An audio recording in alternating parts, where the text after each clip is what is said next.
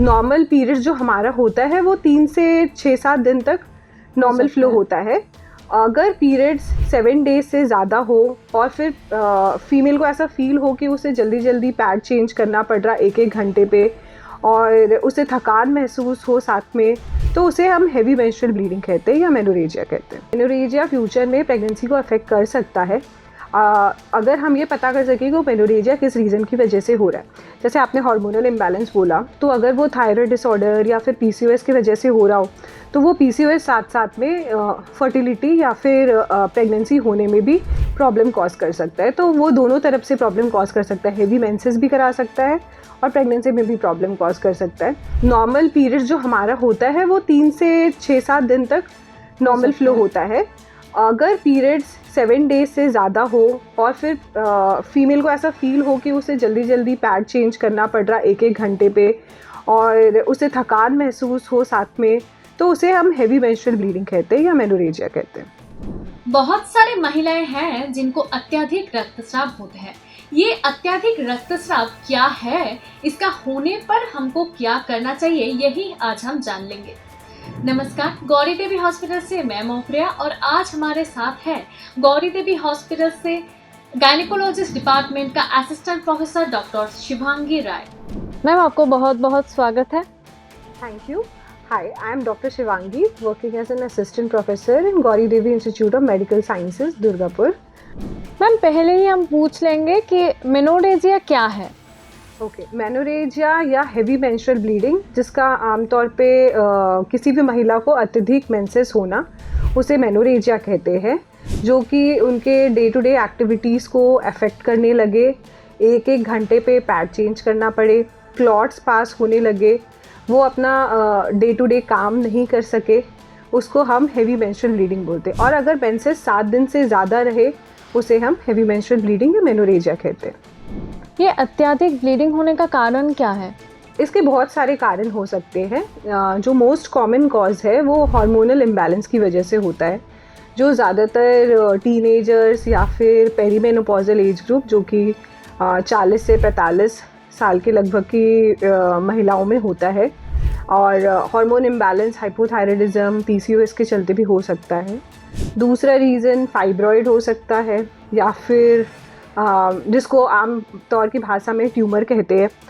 तीसरा एडिनोमाइसिस या बच्चेदानी का सूजन हो सकता है, या फिर और भी अगर फीमेल किसी तरह की दवाई ले रही है जिससे खून पतला होता है, तो उसके चलते भी हेवी मेंस्ट्रुअल ब्लीडिंग हो सकता है।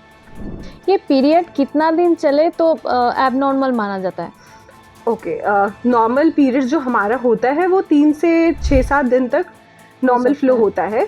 अगर पीरियड्स 7 डेज से ज़्यादा हो और फिर फीमेल को ऐसा फील हो कि उसे जल्दी जल्दी पैड चेंज करना पड़ रहा 1-1 घंटे पे और उसे थकान महसूस हो साथ में, तो उसे हम हेवी मेंस्ट्रुअल ब्लीडिंग कहते हैं या मेनोरेजिया कहते हैं। मैम, इतना ब्लीडिंग होने पर एनीमिया होने का चांसेस है? डेफिनेटली इतनी ब्लीडिंग होने पे एनीमिया होने का चांसेस होता है, क्योंकि उसके चलते बॉडी से आयरन लॉसेस होते हैं, जिसके चलते पेशेंट एनीमिया डेवलप कर सकता है। सो उसके चलते 60 to 70% महिलाएं जिनमें क्रोनिक हेवी ब्लीडिंग या फिर रेगुलर तौर पे हेवी ब्लीडिंग होता है, उनमें एनीमिया पाया जाता है। क्या ये हार्मोनल इम्बैलेंस के कारण होता है?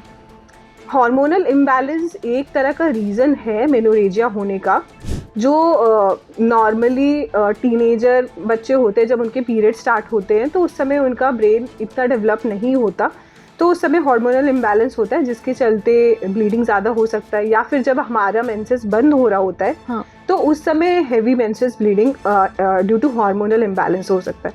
या फिर उसको ऑलरेडी पीसीओएस हो या हाइपोथायराइडिज्म हो या कोई थायराइड डिसऑर्डर हो, तो उसके चलते हेवी मेंस्ट्रुअल ब्लीडिंग हो सकता है।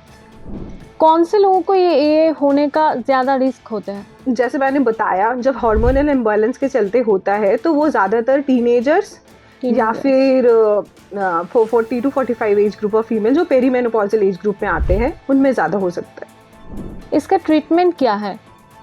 इसका ट्रीटमेंट डिपेंड करेगा पेशेंट उस समय आपके पास क्या कंप्लेन लेके आया है। यूजुअली जो फीमेल्स होती है वो परेशान होती है कि उनको ब्लीडिंग बहुत ज़्यादा हो रहा है, फिर वो इस पे भी डिपेंड करेगा कि उनका एज क्या है। अगर बच्चे आते जैसे टीनेजर्स का मैंने बताया, तो हमें पहले कॉजेज़ रूल आउट करना पड़ेगा कि वो थायराइड के चलते हो रहा है, PCOS के चलते हो रहा है, तो उसकी दवाइयाँ स्टार्ट होंगी। फिर अगर पेशेंट को एनीमिया जैसा आपने पूछा, तो हमें आयरन लेवल इंक्रीज़ करने के लिए दवाई स्टार्ट करना पड़ेगा। अगर PCOS या फिर कुछ और भी रीज़न है तो OC पिल्स या कोई पिल्स स्टार्ट करेंगे पीरियड्स रेगुलराइज करने के लिए, ठीक है।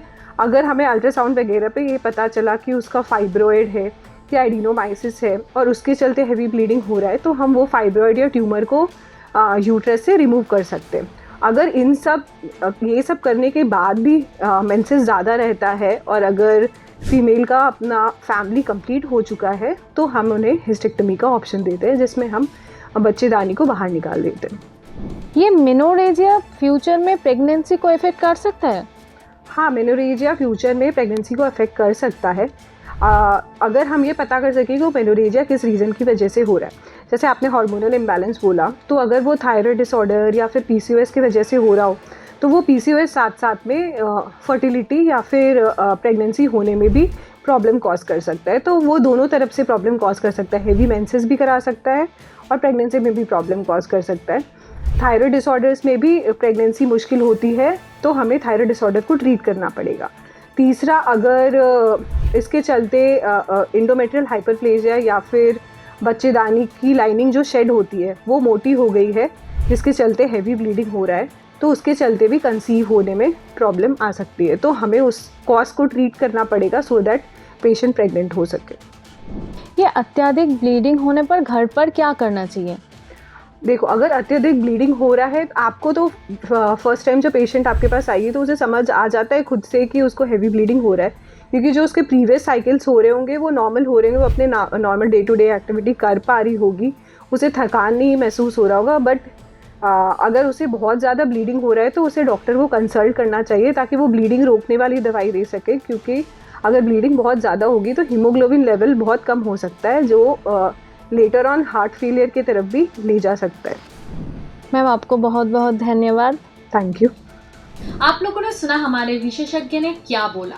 अगर इस बारे में आप लोगों को और भी कुछ जानकारी चाहिए तो कमेंट बॉक्स पे कमेंट कीजिए। तब तक सुस्त रहिए, सचेत रहिए। धन्यवाद।